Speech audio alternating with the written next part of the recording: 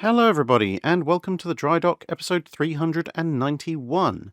This week we're looking at questions from Guide 458 on the Japanese Navy's never-built Zipang design, the Wednesday video on exercise M1, when the Royal Navy showed surprisingly advanced carrier operations in the 1920s, and finally the Friday video on boarding actions, why they were done, how they were done, and when they mostly stopped. Paul Beck says, the Zipang reminds me of something I would have drawn at school. Did any other nations have similar naval design trips going on? As far as I'm aware, the only design that comes somewhat close to matching the Zipang would be the Habakkuk project. And actually, depending on which figures you use, the two proposals are actually very similar for size. The main difference, of course, being that the Zipang was somehow supposed to be just a conventional ship on a colossal scale, whereas the Habakkuk was more of a gigantic iceberg shaped vaguely into a pointy-ended barge that happened to have a flight deck on it, obviously using pikecrete and so forth. So, much as it's tempting in some cases to write off both projects as flights of fancy, the Habakkuk was the more realistic of the two. Theoretically, yes, you could try and build something like the Zipang. I personally wouldn't want to see the cost of it, but there you go. But anyway, yeah, Habakkuk is pretty much the only thing that comes close to it in size. There are some other very monstrous ships, but even ships that exceed 100,000 tons displacement, and there were a number of battleship and carrier proposals in the period the channel covers that do exceed 100,000 tons by a considerable margin. And, of course, modern supercarriers also tip the scales at just around about 100,000 tons. But as you can appreciate, that's nothing compared to the proposed displacement of something like a Habakkuk or a Zipang. Indeed, something like the modern supercarriers are only about maybe a fraction over half as long as either of those two monster ships, which, of course, thanks to square cube law, means they're about 1/8 of the volume. Lesbienne Payne asks, since Sweden apparently tried to buy some Pensacola-class cruisers or the Alberico de Barbiano before settling for some Italian destroyers, how would you imagine those cruisers would have fared if they had been purchased? And how do you think they would have been refitted post-war, since Sweden probably wouldn't decommission something like that for many decades? So the consideration of potentially buying some Pensacola-class cruisers was part of the run-up to the decision that resulted in the Swedes decided instead they were going to build the Tre Krona class on their own instead of the purchase, partly because the Americans decided, actually, we prefer not to sell them, as well as other funding issues. Now, in and of themselves, I think the Pensacolas would have actually done okay for Swedish purposes, because they actually have a relatively shallow draft compared to some heavy cruisers, probably helped by the fact they don't really have all that much in the way of armor. So their draft at around about 20 feet is about the same as the actual Tre Kronas that got built instead, and the Sverige class. So they wouldn't have too many issues operating in shallow Swedish waters any more so than the existing Swedish coastal defense ships would have. So that's good. Obviously, they've got a pretty decent armament in terms of their heavy guns, the 8-inch guns. The only real problem I can foresee with the Pensacola's in a post-war environment is that, unlike the Tre Kronas, which were built in the early 1940s, of course, the Pensacolas were built in the early 1920s. So if we assume for whatever reason that the US had decided that they were going to let the ships be purchased, perhaps they decided they were going to do something similar to how they sold off 2 small pre-dreadnoughts to the Greeks in the 1910s and then used that money to pay for a new battleship, which is why there are 3 New Mexicos rather than the standard 2 for most US standard battleship classes. And maybe they went, oh, okay, we'll sell them the Pensacola's and we'll put that money into building another couple of brand new heavy cruisers, maybe topping up that funding or whatever. But they're still going to inherit the ships, no matter how well maintained, with a roughly 20-year-old power plant, which is going to be pushing the end of its useful lifespan. As I pointed out in other videos, generally speaking, high-power warships, roughly every 2 decades or so, need a full machinery overhaul or replacement. Now, of course, that does vary somewhat. If they've been involved in a lot of wartime steaming, that shortens that time span, and if they've had extended periods of inactivity, that prolongs that lifespan. But I think either way, unless the deal included a full overhaul and refit of the ships, including machinery, the Swedes would probably be looking at a fairly expensive overhaul bill themselves in the late 1940s, early 1950s at the very latest. And of course, the big question then would be the Swedes having to take the decision of, do we pay that very high bill to then keep them in service for another 10, 15, 20 years, or do we give it up as a bad job now? Now, assuming that they decide, well, these are our biggest and meanest ships at this point, so we are going to keep them around, which would be a little bit ahistorical because, as anyone who's studied the post-war Swedish Navy will know, they very quickly went down to kind of a destroyer-only navy. Yes, they kept the Trekronas around for a while, but, well, they'd only literally just brought them into service, so maintenance costs weren't too huge.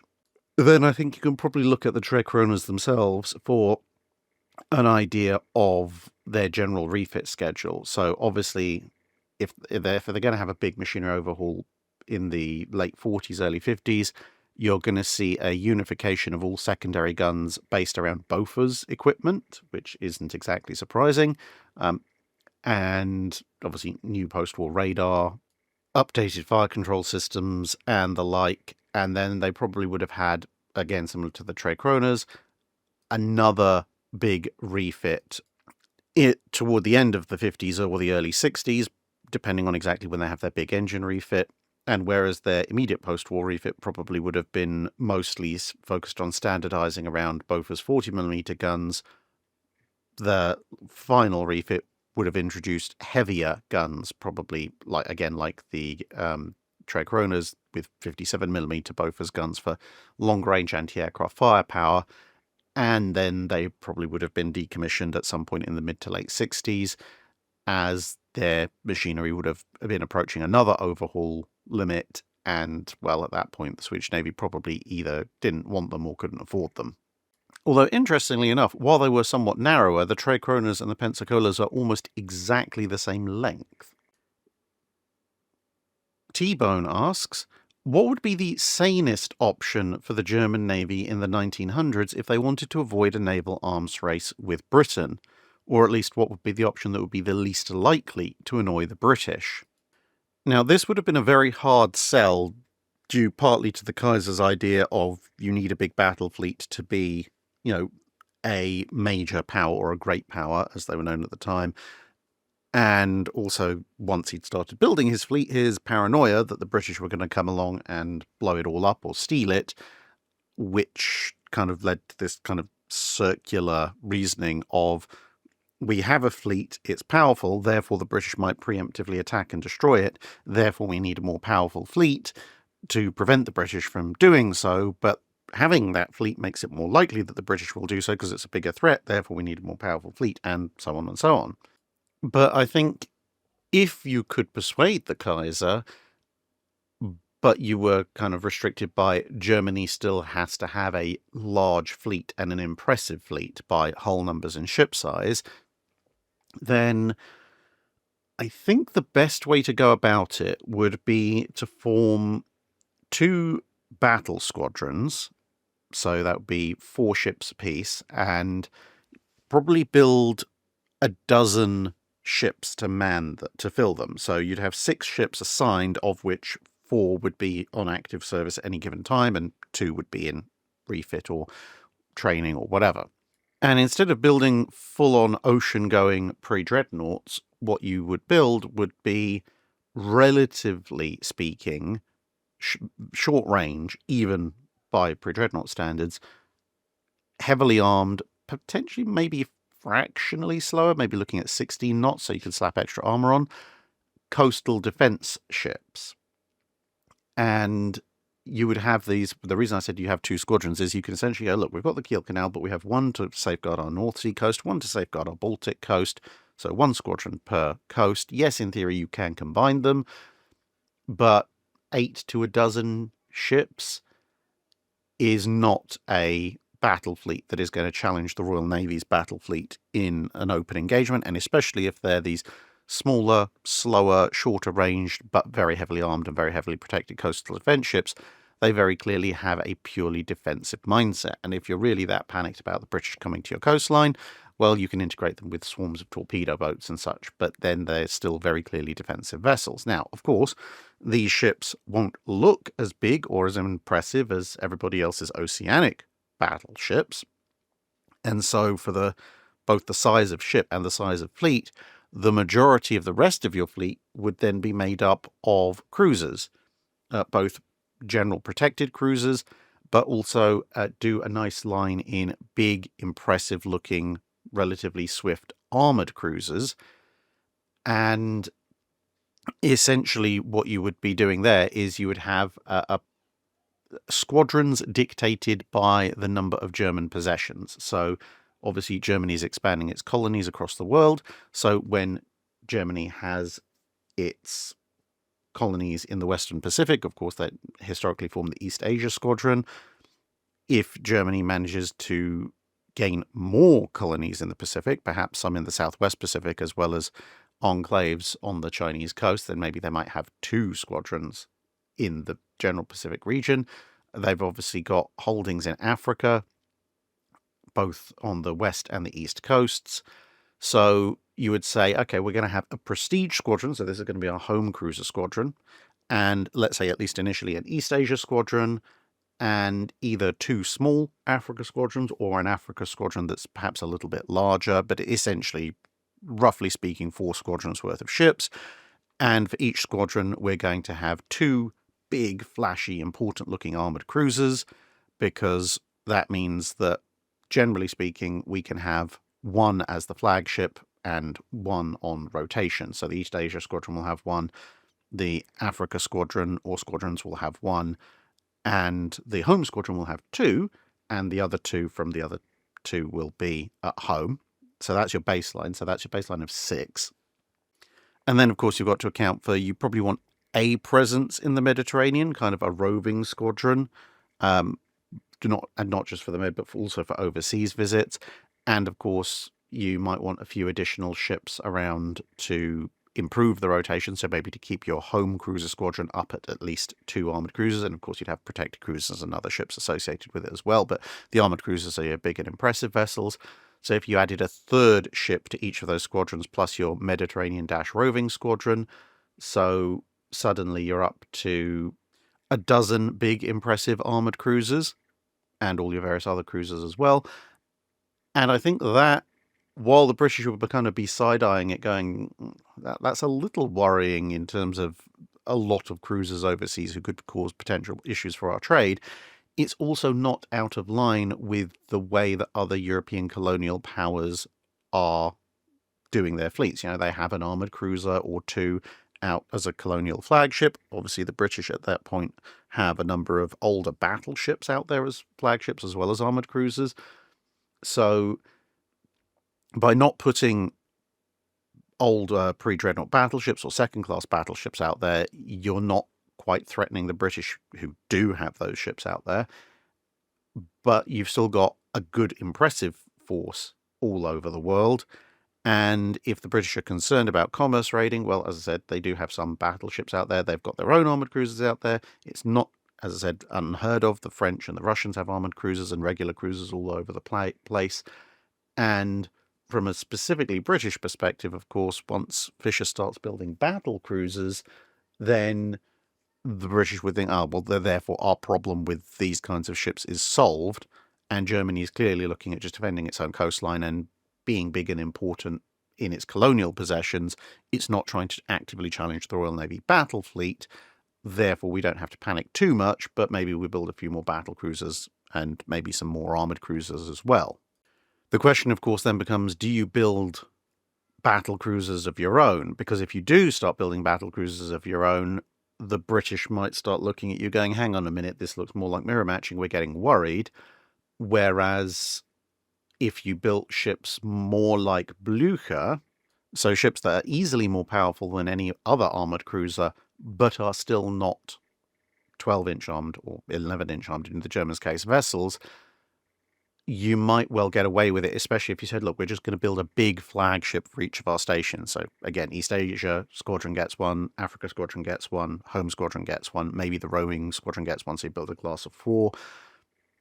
But the British aren't going to be massively worried about them because they still think they have superiority. And bear in mind, before it became clear that the Germans were going to build von der Tann, even after the British knew about Blücher, there was a lot of discussion about the follow-ons to the Invincibles actually being Blücher-Rurik style 9.2-inch armed cruisers, and it was only the advent of von der Tann and the realization that there were actually going to be other capital ship gun armed cruisers out there that made the British go, actually, okay, we're going to continue this battle cruiser line of development, which eventually ended up with the Indefatigables. Samoilenko asks, I'm writing a science fiction story with a ship that's in the ballpark of Zipang's size, although it's more of a floating dry dock, oil refinery, or floating city, and I'm very curious to know what are the physical capabilities and limitations a ship of such a size will have. I remember in one dry dock you said that at a certain point a ship can simply start to collapse under its own weight, but perhaps there are other hazards? I also presume that such a vessel can influence the sea in some way, for example, creating calm waters in its wake for smaller ships to better weather a storm, or having enough free space inside to have an actual factory on board to repair and build parts for itself and smaller vessels. A lot of it's going to depend on exactly what kind of ship this supersized vessel is, because for something like Zipang itself, there's not a huge amount of space inside for other facilities. I mean, there is a huge amount of space, but it's also covered in a huge number of guns and needs a ridiculous propulsion plant. So while it obviously will have a far greater machine shop capacity than most ships, a lot of that volume is being used up by warship-like things like magazines. Whereas a ship that's perhaps not quite so heavily armed, so proportionally speaking has more of an auxiliary role, or like you mentioned in your story, is more of a floating city, that of course will have more available internal volume, at which point, yeah, you could conceivably have at least a small factory on board to manufacture things. So it would be relatively unlikely that you would have something like, I don't know, a full armor foundry and gun foundry for battleship grade guns and armor plate, because those facilities are quite extensive, even on a footprint the size of something like this. But smaller facilities that could produce something like anti-aircraft and secondary guns, or for cruisers and destroyers, main guns, and perhaps the lighter armor plate, larger pieces of machinery and so forth. The main restriction, of course, being that you're not going to be able to carry the bulk raw resources. You're not going to be doing refining and smelting and so forth. You would be carrying a certain limited stock of mostly pre-finished steel, which you would then be using largely machine tools and some forging and heat treatment to turn into components. And yes, a ship this size would be able to create a calm area around itself by either partially blocking waves or turning across waves and things like that. But in terms of major hazards, you're going to have issues like the fact that obviously any large ship flexes, but a ship of this size is going to be flexing in lots of different locations in lots of different ways in a manner that even a really big ship that by normal standards isn't going to be doing, simply because it's not under so many different loads. The stresses involved are obviously going to be much higher, not just because there's a larger area and a larger volume for those forces to act on, but because if you consider something like the center of moment or the center of gravity for a ship or the center of buoyancy, there's obviously a much longer length from there to another portion of the ship where the force may be acting, and therefore the force exerted on the ship's structure as a whole is going to be larger. And at some point with a ship like this, you get to the point where you're not even putting in steel to support the structure of the ship as a whole, you're putting in steel to support the weight of other steel. And obviously you get a gradual law of diminishing returns where at some point you'll end up just putting in material to support the other material's own weight, and that's when you end up with collapses. Now, I'm not necessarily saying that this is exactly where that limit is, but if you scale and scale and scale, eventually you will run into that problem. But based on that, you are also going to face some other interesting issues, again, depending on exactly how you are running the ship. Because if you're running the ship as, like Zipang, a relatively swift mobile vessel, you're going to have issues such as, well, if all your propellers are in the back, you're going to start accelerating the stern of your ship, but the front end of your ship is still, let's say, stationary, isn't going to want to necessarily go anywhere, but the back of your ship might already be moving, and you're going to get quite a lot of compressive loading and therefore potentially warping and crushing even, simply because different portions of your ship are going to be moving at different speeds. So like a really long train, your acceleration and deceleration curves are going to be very shallow because you've got to essentially get the whole thing moving rather than just, oh, we're off. And similarly for turns, I mean, apart from the sheer inertia of something this size, when you start a turn, you're trying to persuade the whole thing to go one way. And again, if your rudders are at the back, well, okay, the stern starts to move. Again, the bow may not want to, and then you've got a lot of torsion going on. And that's one of a variety of reasons why something like the Habakkuk project actually looked at a whole bunch of podded propulsion units rather than just a bunch of propellers right astern. But for a kind of mobile floating city that isn't expected to go particularly fast and isn't expected to undertake combat maneuvers, those issues are going to be considerably less. Of course, the other problem is going to be with the sheer amount of volume of the ship. You could end up with relatively significant machinery failures or leaks that may go unnoticed for a while, simply because unless you absolutely pack the thing with ridiculous numbers of crew, there may be compartments that people just don't check very often. BK Zhong asks, what do you think was the earliest possible time for naval aviation to take over, except at night or in poor weather, not accounting for delays in aircraft or doctrinal developments that were caused by institutional focus in other areas?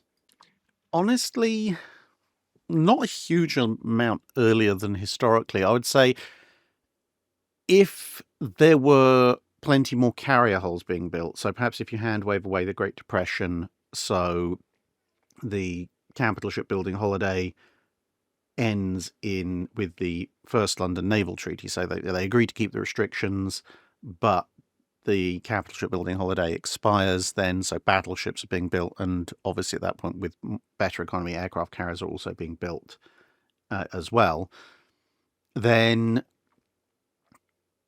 once you get to about the mid-1930s, aircraft, so 34-ish I would say, aircraft have probably got just about the capacity, assuming that nobody does anything like go, hey, there's a bunch more carriers and aircraft around, maybe we should put some more anti-aircraft guns on our ship. But then at that point, the aircraft maybe just about have the capacity to be a meaningful threat against full-scale fleets, because that's around about the time you see the introduction of the first dive bombers that can carry meaningful payloads, because let's face it, a 500 to 550 pound bomb, it's cute, but it's not going to hurt a battleship in any major way. Not unless you get exceptionally lucky. Sure, you can hurt cruisers and destroyers, but dive bombers certainly proliferate an awful lot more in the 1930s, and they're a relatively accurate way of delivering munitions, period. But as I said, you also start to see the first dive bombers that can carry something a bit heavier than a 550 pounder, like a 1,000 pounder, at which point you can actually threaten even big ships relatively reliably. So you've got both a decent number and a reasonable payload on the dive bombers, and then you combine that with the torpedo bombers, which realistically are going to be the bigger threat to battleships and so forth. And it's only really in sort of 33, 34 that you start to see the first flights of things like this. This is a Blackburn Shark. And these are torpedo bombers whose maximum and cruising speeds mean that even in decent weather, they are at least a plausible threat to a fleet that otherwise has full freedom of action. Because, of course, if a fleet is engaged with or about to be engaged with an enemy fleet, then its ability to maneuver and deal with an incoming air attack is limited. So in those cases, even older, slower torpedo bombers could still be a threat. But if a fleet has general freedom of action, so it's just sailing around and comes under air attack, torpedo bombers of the 20s and early 30s, their top speed and their cruising speed is so anemic, and the actual speed you need to be at to drop a torpedo even more so, that a battle fleet that turns away at full power actually will significantly eat into the torpedo bomber's ability to close. And then if you have a reasonably stiff breeze, so what on the Beaufort wind scale would be perhaps wind force 5 or 6, i.e. fresh breeze or strong breeze, if a fleet is heading at, let's say, 21 knots full speed into such a wind, so you've got, let's say, a 25 knot wind coming into your face, plus the fleet heading away at 21 knots, the attack speed of pre-1934, let's say, torpedo bombers, and even the approach speed, is so low that either in the worst cases and in worse winds, you might not be making any headway at all. You might even be falling back slightly. But even in more plausible cases against, say, a strong breeze, your rate of closure with the enemy fleet is going to be so low that you've essentially become a very small torpedo boat in the sky, and therefore the amount of time you're going to spend in enemy anti-aircraft fire and the relative ease of targeting you is going to be quite a while, and that's going to have a very negative effect on your ability to stay alive and or deliver any kind of meaningful attack. Whereas once you get to the mid-1930s, at least in a strong breeze, torpedo bombers have increased their speed to a point where they can actually plausibly close in relatively quickly and get into an attack position at a reasonable pace. I mean, obviously you still have instances like with the Albacores up in the Arctic where you get really strong winds and you obviously somewhat faster ships and you still end up with the hilariously slow closing rates. But by the mid-1930s, there's at least a reasonable case to be made that aircraft can threaten fleets, but you would still need quite a lot of ahistorical timeline changes to say that naval aviation could take over completely. Jet Driver asks, Drac, can you elaborate a bit on the British carrier air wings in early World War II and the effectiveness or lack thereof of that air wing? My perception, and it may be unfair, is that British carriers were far less capable than their American or Japanese counterparts because of their smaller and older air wings. Why was that? It's actually a subject that would need either a video or multiple videos to cover. I'm actually planning at some point to do a video with Rex from Rex's Hangar covering the Fleet Air Arms fighters in the interwar period, because that alone is a topic in and of itself. But in very broad terms, partly it's the fact that the Fleet Air Arm was under the control of the RAF for the majority of the interwar period, and therefore tended to be the one that got the hand-me-downs and the lowest priority, while the RAF obviously prioritised its own land-based fighters and bombers to a certain extent. And yes, the Fleet Arm was independent by the time of World War II, but it was still recovering from that. One of the results being that even for the relatively limited number of aircraft that the Fleet Arm could actually field, given the carrier sizes, and we'll come to that in a second, during the early part of the Second World War, one of the things that persistently comes up is they just do not have that many aircraft because they haven't been able to procure enough pre-war. So carriers set out with space in their hangars, even with the British not doing deck parking, simply because there aren't enough aircraft to fill the hangars of all their carriers. And then you have, obviously, the actual flight group size. So this is complicated by two separate factors. Firstly, as I just mentioned, unlike the Japanese and the Americans, the British didn't do deck parking. which meant that you could only take as many aircraft as you could fit in your hangars. Now, of course, in the Pacific, in the later part of the war, the British do end up doing some deck parking, and suddenly their aircraft carrying capacity increases reasonably dramatically compared to what they could do previously. But this is compounded by the fact that the majority of British aircraft carriers are somewhat smaller because, at least in terms of the fleet carriers, they're either, for the conversions, like Courageous, Glorious, and Furious, based on significantly smaller ships than Akagi, Kaga, Lexington, and Saratoga, and in terms of purpose-built fleet carriers, the Illustriouses are very heavily armoured, and actually very heavily armed compared to pretty much everybody else's purpose-built carriers, and that means that within the treaty displacement limits, they are of a somewhat smaller size, therefore smaller hangars, and so if you have a smaller hangar and you don't do deck parking, your air group is going to be significantly limited compared to other nations which have chosen different design priorities.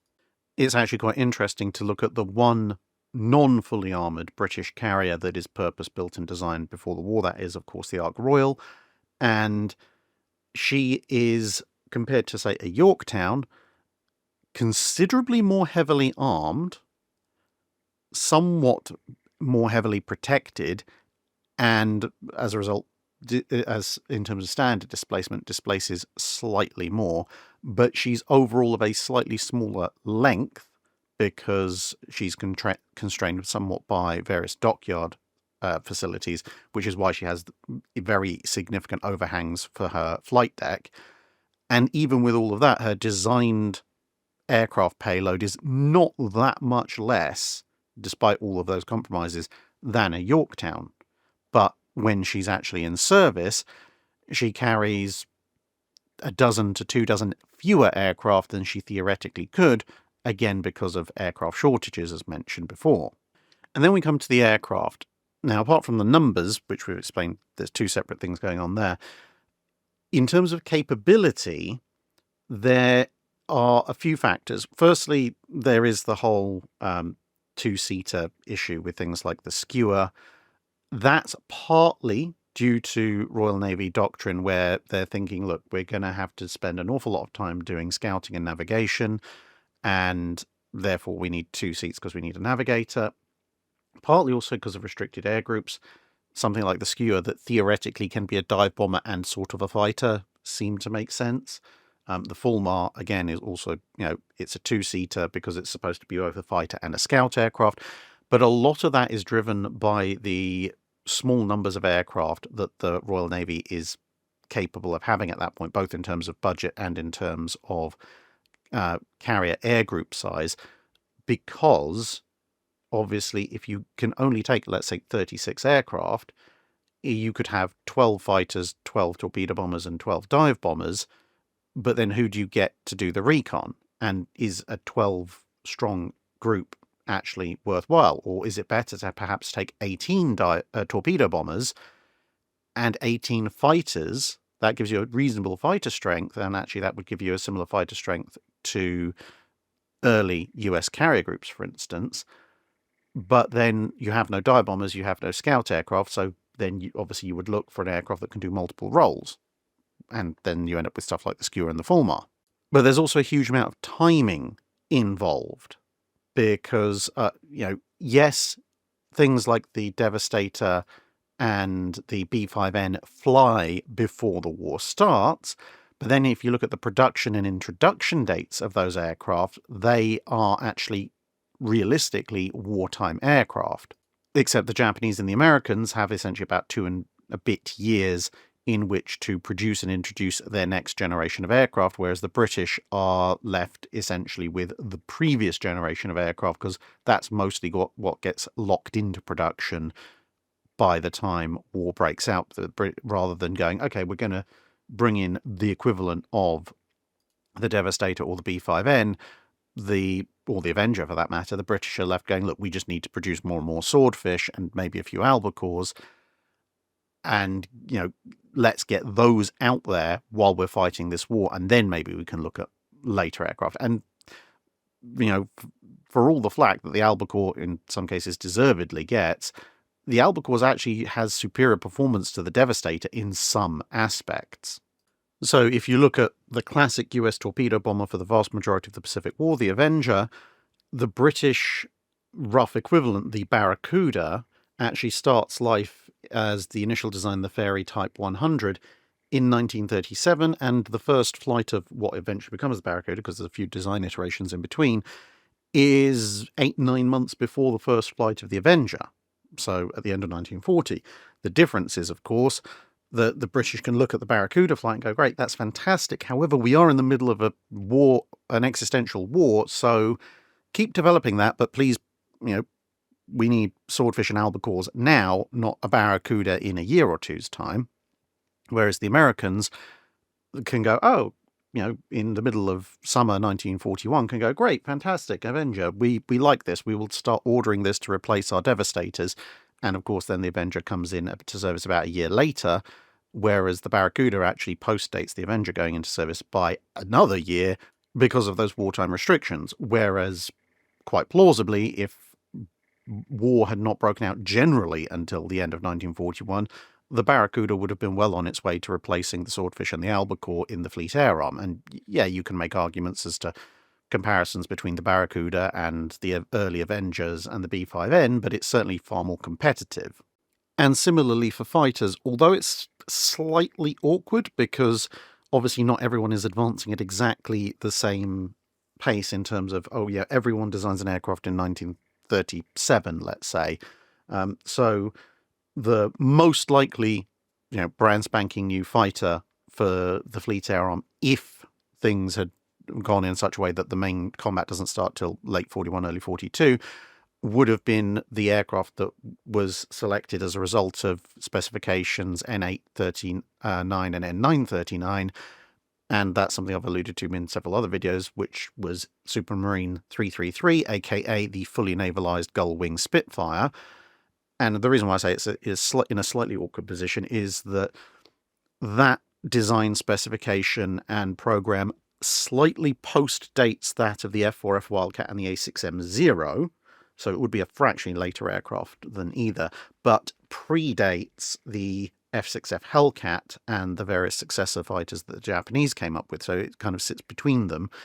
So whereas the Wildcat and the Zero had reasonable production runs and were kind of mostly for the Japanese and fully for the Americans the frontline carrier fighters by the start of the Pacific War, you could make an argument that the Supermarine 333 would have been present perhaps on some British carriers by early 42, maybe not on all of them just yet, but certainly on some. And of course, a fully properly navalized Spitfire would have been very competitive, if not significantly superior to Zeros and Wildcats. So essentially, even with reduced carrier air wing sizes because of the British carrier hangar sizes and their practice of no deck parking, if the British had had as much peacetime as the Americans and the Japanese, then the aircraft that would have been on the Fleet Air Arm's flight decks in early 42 would have been easily competitive with, if not in one or two cases perhaps superior to, the American and Japanese offerings. The USN and IJN still would have had an advantage in overall numbers, but as we said, if the British had decided to go to the Pacific and adopt deck parking, even the numbers would have been a lot closer than you would otherwise perhaps have thought. And of course, somewhat counterbalancing that would have been the fact the British would have had more hulls. Warrant Officer Will asks, how much area was actually allowed for takeoff before an aircraft was considered to be too big? Like, we often hear about how aircraft carriers were too small to support the operation of later aircraft, but what does that actually mean? Were they unable to take off, or were there other factors involved? Unless you were looking at stuff like escort carriers, it generally wasn't a problem of taking off. Assuming you look at purely fleet carriers, most aircraft, even ones that post-dated the carrier that they were assigned to, or potentially going to be assigned to by some time, could take off, even if they possibly needed a slightly longer run-up, but you could always get a slightly longer run-up. I mean, strike aircraft, even that were contemporary with carriers, usually had to take off from near the back. And worst case scenario, especially by the mid to late part of World War II and thereafter, you could use catapults. Now, jet aircraft are a slightly different factor because of the slow spool up of early jet engines, which means you absolutely did need catapults for the most part. But when an aircraft is said to be too big for a carrier, at least in the time period the channel covers, it's usually one of or a combination of a number of completely separate factors to take off. So it will be things such as, can you get that aircraft on the aircraft elevator or lift in British parlance? So is it physically too big to get on that elevator? If it is, that's a problem. Similarly, those elevators are going to be rated for a certain amount of weight. Can the aircraft, even if you can fit it on the elevator, can the elevator actually lift that aircraft at all or safely? Is the carrier's flight deck capable of supporting the weight of the aircraft when it's fully loaded? And is it capable of supporting the weight of the aircraft when it lands? Because obviously flight decks are rated only up to a certain amount. And speaking of landing, is the arrestor system, the cabling, capable of supporting the weight and inertia of that aircraft as it comes in? Because obviously if you've got a big, heavy aircraft coming in perhaps reasonably quickly, the tailhook is obviously designed to stop that aircraft, but are your arrestor cable systems strong enough to do so? And on some ships, there's also a case of bigger aircraft means taller aircraft. Can they actually fit in the hangar? More of a problem for the British than the Americans, but even the Americans would run into that eventually, especially in the early Cold War period. So weirdly enough, it's landing, it's storage, it's putting them up and down the elevator. What makes an aircraft too big to operate on a carrier is pretty much almost everything but the takeoff. The takeoff is probably the least of your concerns most of the time, at least until you get well into the jet age and the Cold War, but that's beyond the scope of the channel. Nuclear Jasper asks, you mentioned in the boarding video the lower decks wouldn't have that many options available to them given the code of honor of the time. This had me wondering, did the code of honor forbid crew and or officers from purposefully scuttling their ship? I assume it wouldn't necessarily be as dramatic as an open flame in a powder magazine, but perhaps some hidden away axe work that was slow enough to allow for men to escape out the gun ports, but catastrophic enough to make the attempts at stabilizing the situation near impossible, with the limited means available to the boarders. Generally speaking, such a thing wouldn't be possible, but it could be possible, but it would depend very much on when in the boarding process you are, and that's kind of what rules it out most of the time. Because prior to the ship being boarded, the ship is yours, you can do what you like with it, including potentially scuttling it. But why would you do that if your ship is still operational? And even in a case where you were very clearly outmatched, the code of honor at the time demanded that you put up at least some resistance. A captain and crew who just saw an enemy coming and went, nope, okay, we surrender, or saw the enemy coming and went, nope, scuttling, they would not get a very favourable reception either from their new captors or back home. That's why you get things where perhaps, a sixth rate is being tracked down by a third rate. It's clearly not something that sixth rate is ever going to win, but the sixth rate will still at least fire a broadside for honour, as it was called, before striking their colours, to show that they'd at least made an attempt at resistance before it had been pointed out that this was actually a very, very dumb thing to do. So prior to a boarding action, you'd be very hard-pressed to explain why you scuttled your vessel before anyone had actually stepped foot on said vessel. Then, while the boarding action is going on, you are in theory putting pretty much as much effort as you can into repelling said boarding action, and so diverting crew to go down to hack holes in the side of your ship, which is going to be a fairly involved and lengthy process, again, wouldn't be seen as particularly honourable by either side, including your own, because you're essentially admitting defeat whilst still actually technically fighting. And if you were in a position where you were going to be very rapidly and quickly overwhelmed, you wouldn't have the time to do any significant underwater damage to the ship.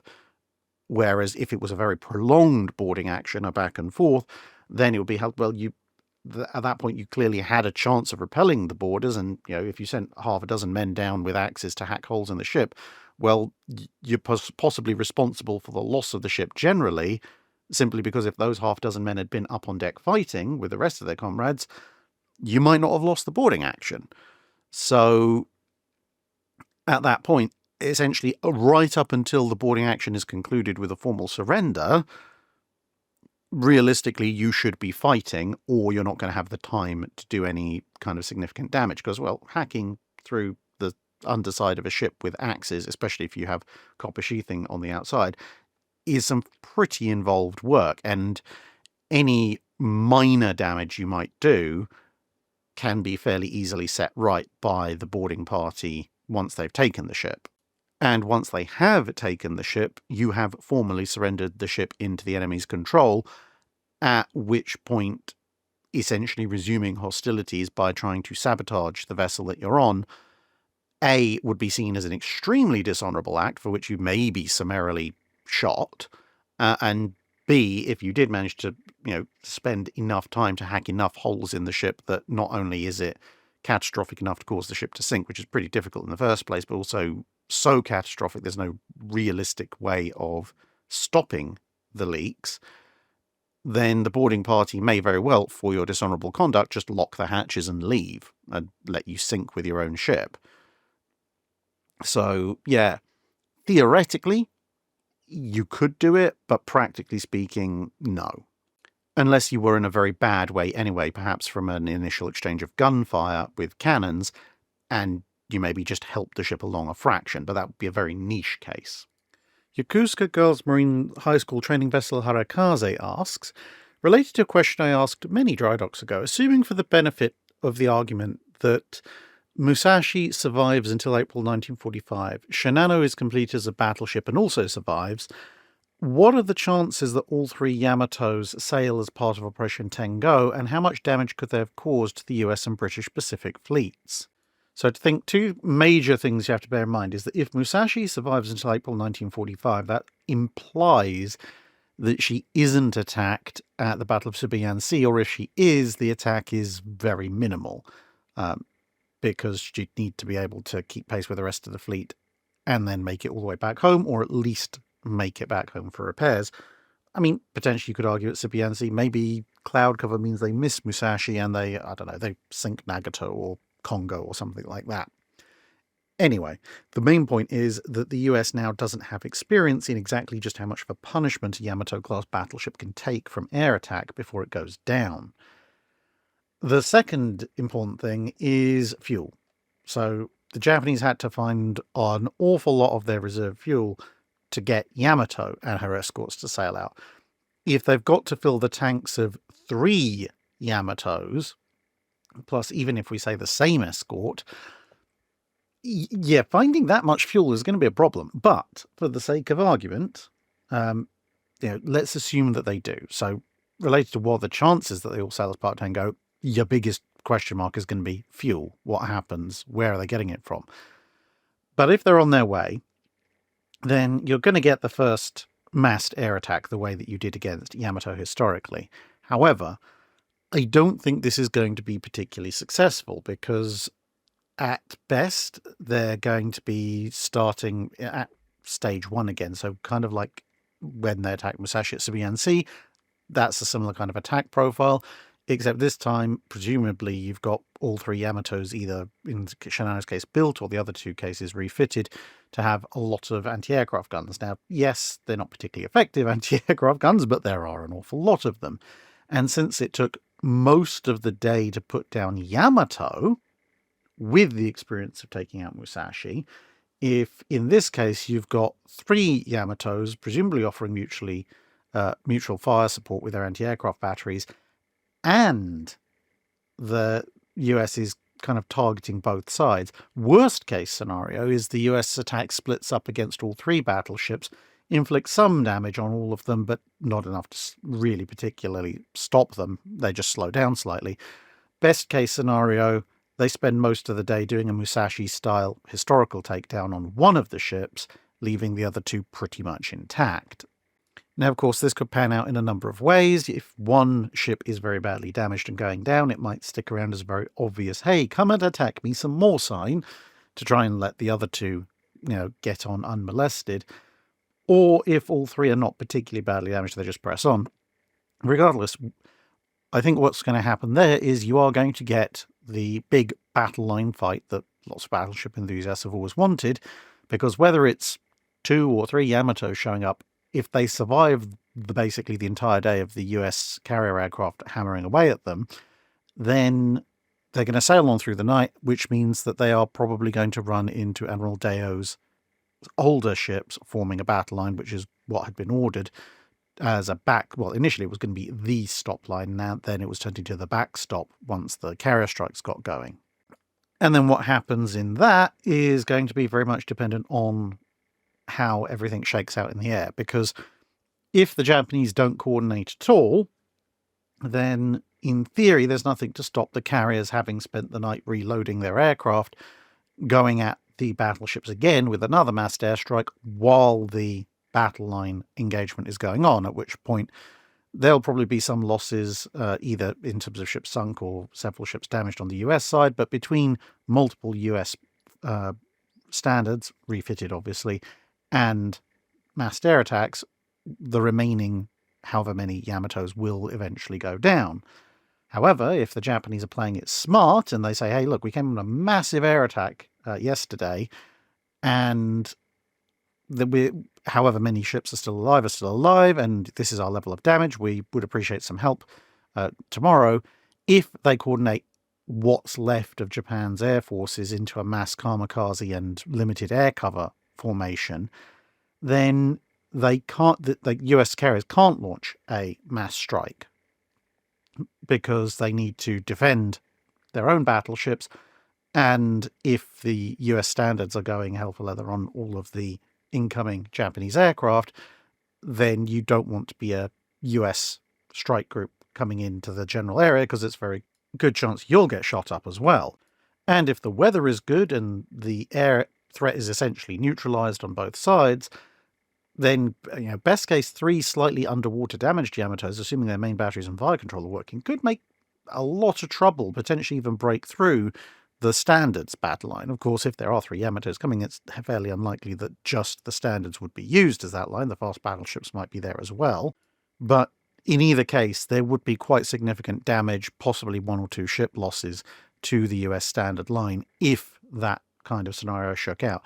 At which point, given the relative ineffectiveness of aircraft on the first day and potential losses upcoming, there's a possibility, an outside possibility, I'll grant you, but still a possibility, that Spruance might summon the British Pacific Fleet. I don't necessarily think they'd get in range, even if they set out the day before, for anything other than perhaps a few scattered long-range strikes at the end of the battle, but they might very well be called in to back up the US fleet and basically take the place of ships that have been damaged or destroyed in the ensuing battle line engagement. Class A Cornate asks, how well would the design study for twin 18-inch guns on the 1920s South Dakota design stack up against N3 and No.13? Such information as is available for an 18-inch version of the 1920 South Dakota suggests that essentially they were looking at a follow-on sort of class to the existing South Dakotas, although most of the additional changes that were being made were in terms of armor layout. So there was a debate between going with 13.5-inch vertical belt, as had been pretty much the case for all the previous standards, versus 12 inches of inclined armor, which is a figure that you'll see cropping up later on in US fast battleship designs of the 1930s, but nonetheless, the work on most of those designs was still looking at 16-inch 50 caliber armament, but that as there were some prototype 18-inch guns being manufactured, there was a prototype 18-inch gun in the process of being manufactured, they did look briefly at that idea as well. So with that said, unfortunately, the 18-inch armed version of the South Dakota, such as it exists in a kind of very, very sketch form, doesn't stack up particularly well against either the N3 or the No.13. But I think I do have to emphasize that shouldn't come as a huge surprise, because the other 2 designs are significantly larger. So the No.13 is supposed to displace around 47 to 48,000 tons. The N3 is actually even slightly more than that, at about 48,500 tons, whereas compared to them, the 1920 South Dakota design looks almost anemic at merely just over 43,000 tons. So if you compare the theoretical 18-inch arm South Dakota, assuming that no major other changes were made beyond where the design work had gotten to that point, to the number 13s, well, the number 13s have half an inch less belt armor and 1 inch less deck armor for exactly the same armament, 8 18-inch guns in 4 twin turrets, except that then the South Dakotas are supposed to be doing about 23 knots and the number 13s are supposed to be doing about 30. So they're marginally less protected, although I don't think that tiny difference would make any real difference when 18-inch shells are being flung around. And that number 13 can dictate the course of the battle with a 7-knot speed advantage.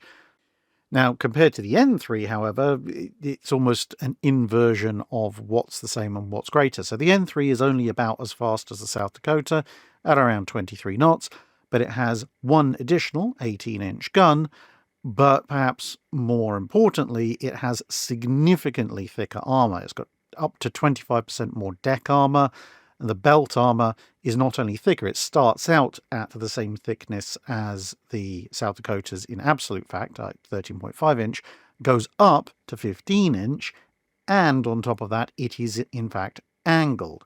So in the kind of long distance engagements that all three ships seem to have been designed for, the N3 has massively superior protection compared to either of the other two classes.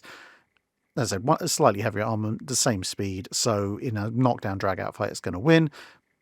But again, these ships are 5,000-6,000 tons heavier than what the South Dakota theoretically would have been, so there's not a huge surprise. Of course, if they'd continued to develop the South Dakota idea and they decided to go with the successors to the South Dakotas using 18-inch guns, I think it's fairly probable the US would have gone with somewhat greater protection, but we don't know what exactly that would have been like. Thomas Dudkiewicz asks, somewhat on time, is the sea shanty 24th of February based on a real event? And if yes, could you tell us something about that event? Ostensibly, although it gets the date a bit wrong, the sea shanty tells a version of the story of the Battle of Cadiz in 1669, which is depicted here. And this was a fight between a English frigate, although bearing in mind at the time this is actually a 2-decker, it's just not a great ship. It's roughly almost 50 guns. And this is the Mary Rose, not the Mary Rose as in the one you can find in Portsmouth. This is a successor ship. The Royal Navy had quite a few called Mary Rose. But in any case, this ship is verging on the line between being a big frigate or a very, very small ship of the line. She's escorting a few merchant ships, and some additional merchant ships show up and are like, hey, can we join your convoy? And the Mary Rose just says, why not? Oh, look, here's another ship. It's wandering along. This is called the King David and will feature quite prominently as the story goes on. And they discover that, although slow, the King David has recently been captured by Algerian corsairs. So the Mary Rose rocks up and goes, yeah, guess what? Uno reverse card, you're now captured by us. Except the poor thing is so slow, the Mary Rose has to take her in tow just so she doesn't fall behind. So this merry collection of ships is happily wandering down south towards Cadiz, hence the name of the battle.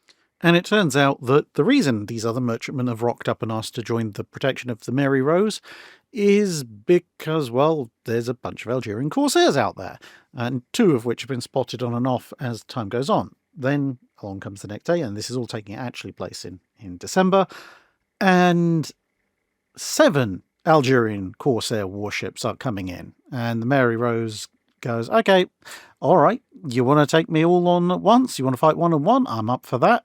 And calls the prize crew back from the King David and sets her loose to obviously give her the most amount of men and the best ability to maneuver.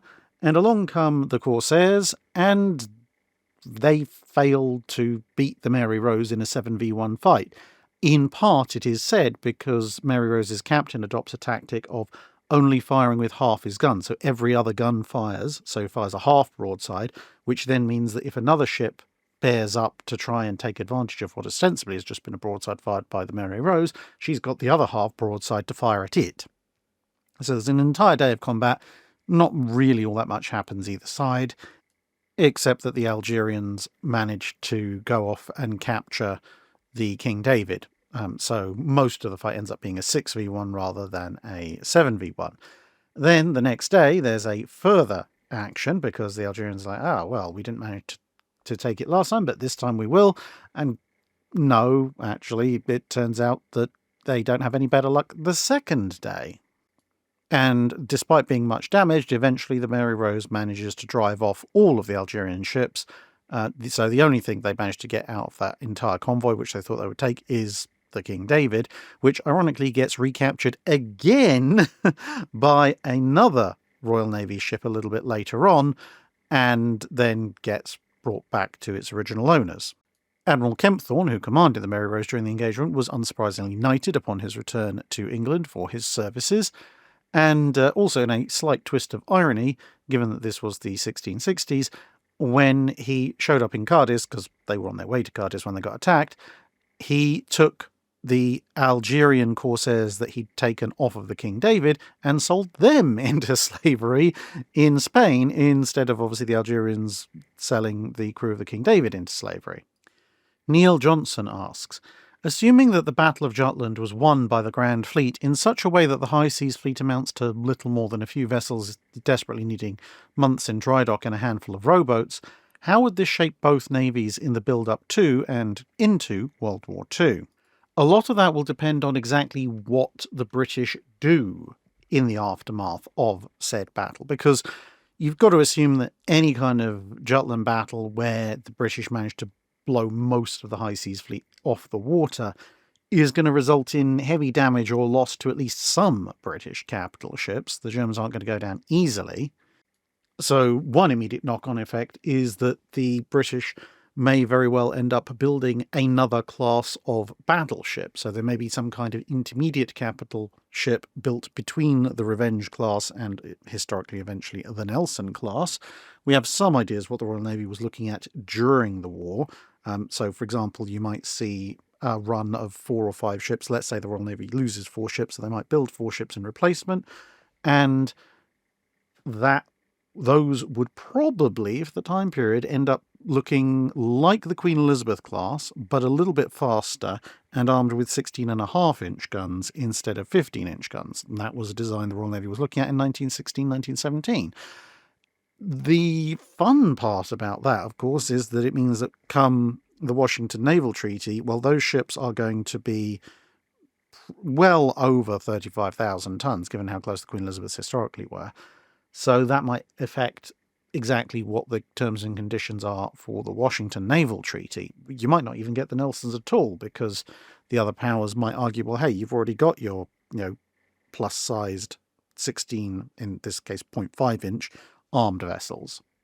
But if the Royal Navy's then used its fleet to try and do something else, so maybe they've kept small battle formation, maybe a couple of battle squadrons, just in case what's left of the High Seas Fleet tries something, but everything else is distributed, so large numbers of destroyers can go to help convoy escort work about a year earlier than they historically could be released. That's going to help merchant trade. And who knows what they'll do with the rest of the battle cruisers, battleships and cruisers. They could try and shoot up German positions on the coast to try and soften up the Western Front. They could head around into the Mediterranean to try and take on the Austro-Hungarian fleet alongside the Italians and possibly the French to try and bring an end to the war in that area, or at least significantly force the Austro-Hungarians on retreat, because obviously if the Austro-Hungarians are forced majorly back, perhaps have to make concessions to Italy, then the Italians could be possibly persuaded to come and help against the Germans on the Western Front. The Gallipoli landings have been over for several months before the Battle of Jutland is fought, so unfortunately I don't think there's going to be anything further to be done there.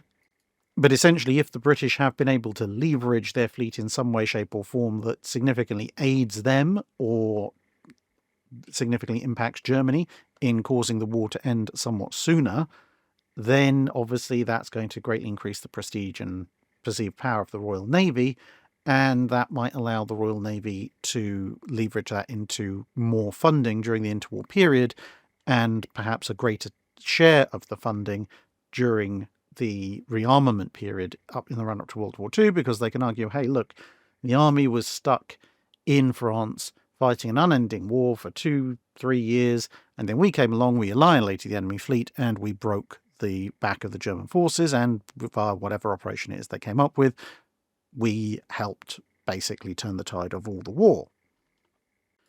For the Germans, it's kind of a double or nothing thing. I personally think, given the way that the Reichsmarine and then the Kriegsmarine was built up, that they're more likely, given that they didn't really want to fight the Royal Navy up until the very last minute at the end of the 1930s, that's going to be an even stronger version. Because yes, they've been defeated and they might want to avenge that defeat, but also they were defeated, and going into World War II, they're going to be facing a much larger disproportionate force coming at them, at which point even some of the things that the Germans did in terms of shipbuilding decisions and plans, they may decide, especially if the Royal Navy is being rearmed in an even more powerful manner than it was historically, to be a bit more placating of Britain, because as far as they're concerned, well, they tried fighting Britain in the last war, and with a massive navy, Britain leveraged that to Germany's ultimate defeat, and this time the British have an even bigger navy proportional to the Germans, so surely the same thing's going to happen again.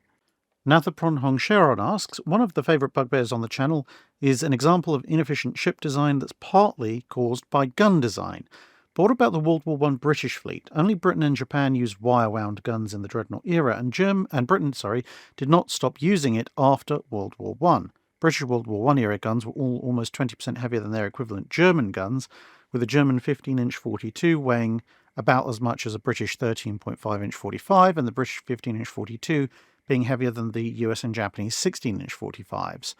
How much more effective would each Royal Navy capital ship be, or how many more ships would they have if they'd stopped using wire-wound guns and used more modern manufacturing techniques? For example, if the Lions had been armed with 15-inch guns or had an 11-inch belt, then obviously they would have been a lot more effective at Jutland. Okay, a couple of important qualifiers. Firstly is that the American gun is actually slightly heavier than the American 16-inch, that is in fact slightly heavier than the 15-inch 42.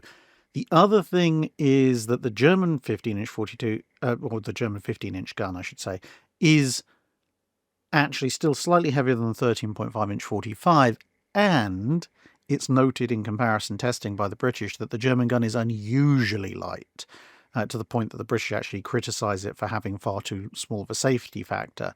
And if you look at other contemporary 15-inch gun designs from World War I, you tend to see that, yeah, the German gun is 80 tons per gun.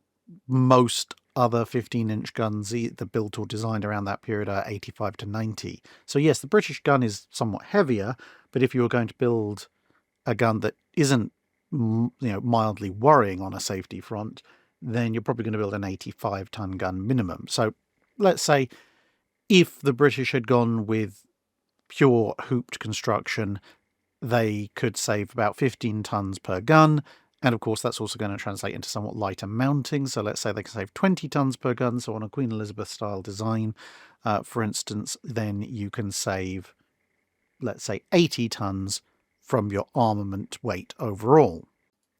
Now, that would mean that conversely, if you were to look at the 13.5-inch gun, which is going to weigh 78-ish tons or thereabouts, you could in theory swap out 13.5-inch guns for 15-inch guns with only maybe a 15-20 ton weight penalty, but that is going to require quite a bit of other work, which might increase weight somewhat more, because you're going to need, while the weight of the actual guns and perhaps their mountings is going to be fairly negligible, you are going to have to make a larger barbette because the gun is physically slightly larger, therefore the turret's going to have to be physically slightly larger.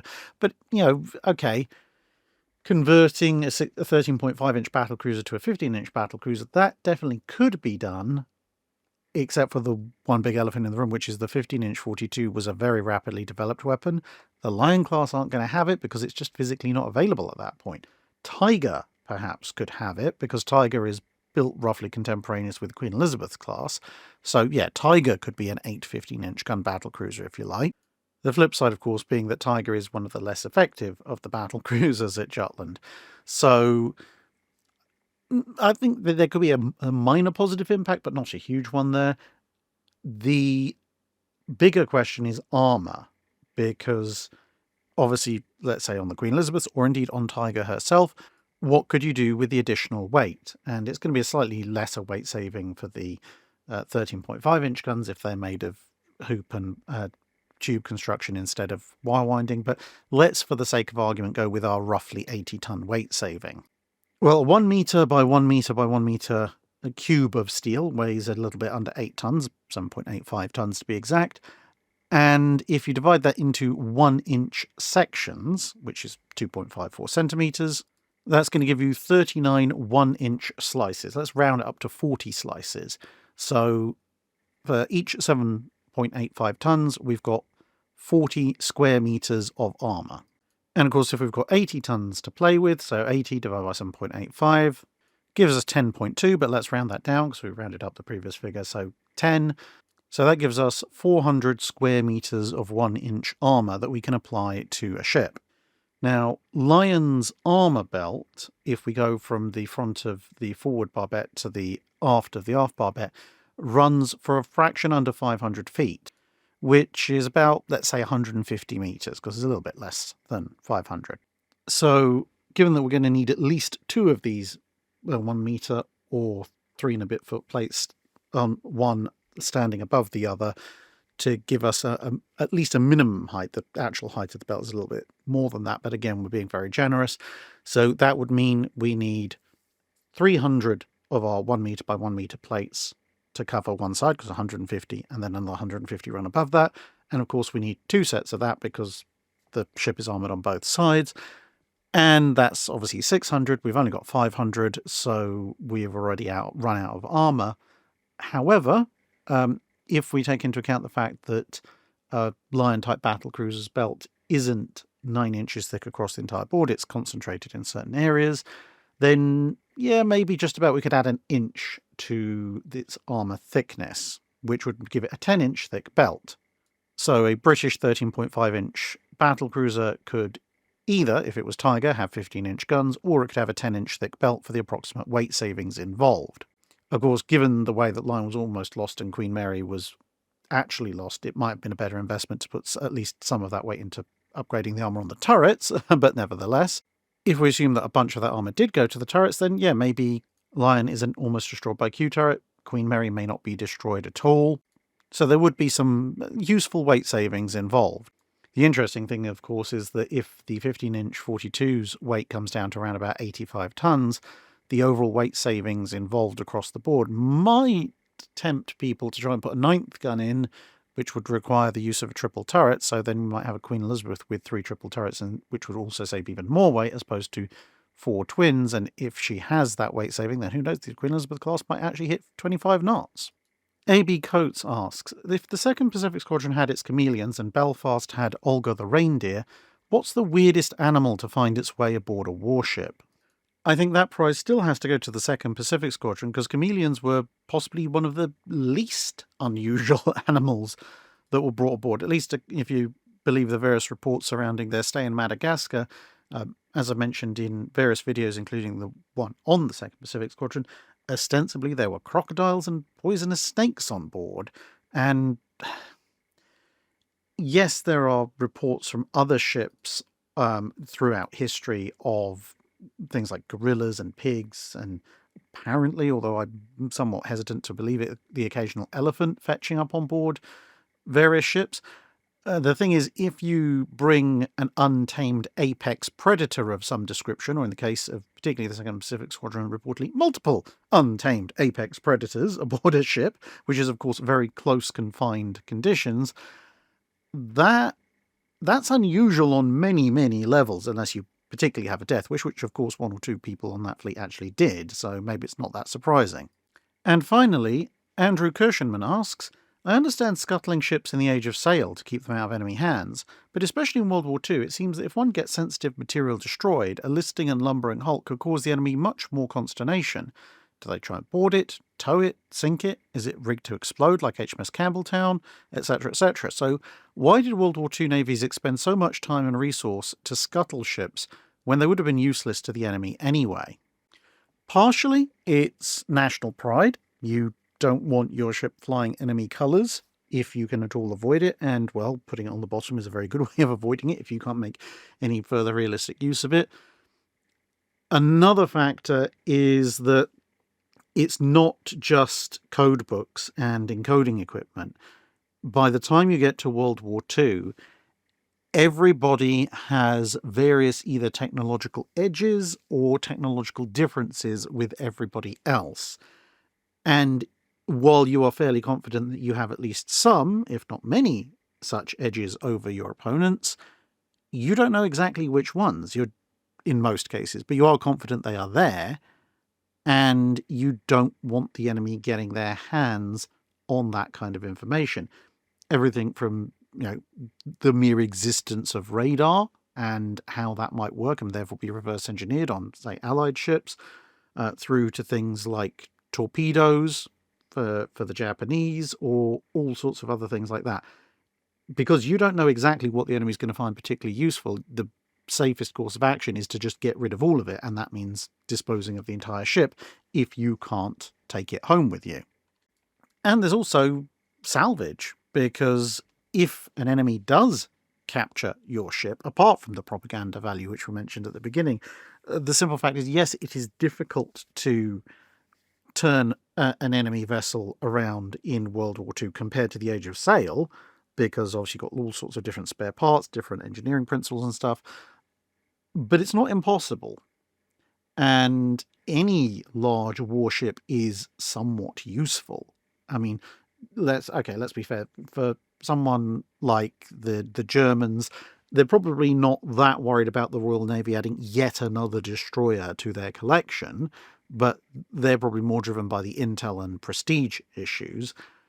But certainly when it comes to the Allies, when they know that, say, the Germans or the Japanese, etc., are a little bit lacking in escorts, there's no point in essentially handing them a few additional escorts on a platter if you can sink those escorts and deny them the use to the enemy. And it gets even worse for larger ships, like, for example, with Hornet. Yes, the Americans had concluded Hornet was probably gone, but they had to abandon her after trying to sink her because the Japanese were closing in. And when the Japanese found Hornet, eventually they agreed with the American assessment and sent her to the bottom. But if the Americans had just gone, actually, you know what, she's probably doomed, we'll just let her sink and leave the Japanese to worry about it when she looms up out of the gloom, and they hadn't put that additional effort in, there's a borderline chance that since the Japanese had control of the ocean at that point, they might have turned around and said, or the local environment at least, they could have turned around and just gone, okay, well, let's give it a go tying it back, get some damage crews on board. And given how tough Yorktown-class carriers are, there's a non-zero chance they might have been able to stabilise Hornet just enough to get her to somewhere like Rabaul, to patch her up and take her home. And, okay, the Japanese having an extra carrier isn't going to change the overall outcome of the war decisively, especially since even in the most optimistic of circumstances, they're not going to get her online until late 1943. But the amount of damage Hornet could do under the flag of the Rising Sun to US air groups and carriers and so forth, even if it doesn't mean the Japanese win the war, is still more than enough justification for the attempt to scuttle her. And that brings us to the end of this week's Drydock. Thank you very much for listening, everyone, and I hope to see you again in another video soon. Bye for now.